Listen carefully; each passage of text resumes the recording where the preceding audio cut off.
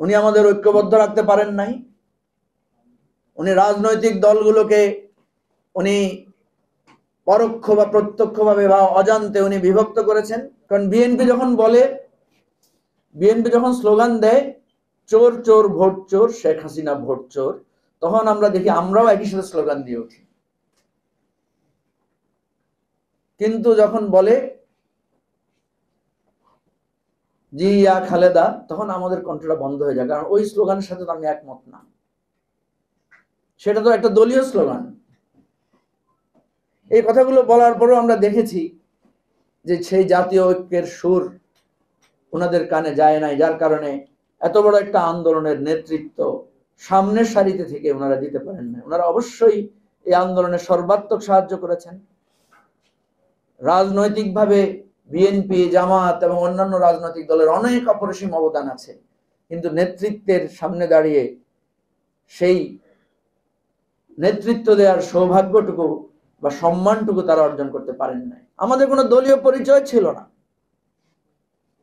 মনের অজান্তেই দলের স্লোগান আমাদের হৃদয় থেকে হারিয়ে গিয়েছিল, আর মনের অলক্ষ্যেই স্বৈরাচারের বিরুদ্ধে, ফ্যাসিবাদের বিরুদ্ধে আমরা এক কাতারে সামিল হয়ে গিয়েছিলাম।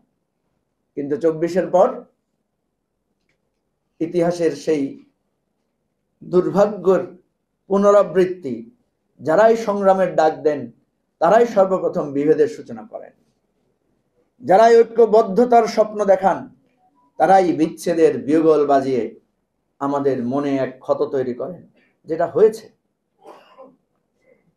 আমরা দেখলাম চোখের সামনে বিএনপি, জামাত, এনসিপি, নাগরিক কমিটি, বৈষম্য বিরোধী ছাত্র আন্দোলন, আমরা আবার আগের জায়গায় ফিরে এলাম, আবার দলীয় স্লোগানে ফিরে এলাম, আবার নিজের সেই হীন স্বার্থ চিন্তায় আমরা বিচ্ছেদ হয়ে গেলাম।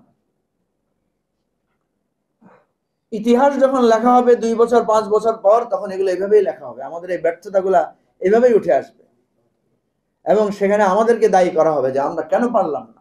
সামগ্রিক ব্যর্থতা, সামগ্রিক উত্তেজনা, সামগ্রিক আমাদের মধ্যে এই আলোচনাটাকে সামগ্রিকভাবে এই জন্যই করতে চাই, কারণ আজকে আমরা দেখছি, আমরা যখন প্রফেসর ইউনূসের সমালোচনা করছি, প্রফেসর ইউনূসের সমালোচনার মৌলিক কয়েকটি জায়গা আছে।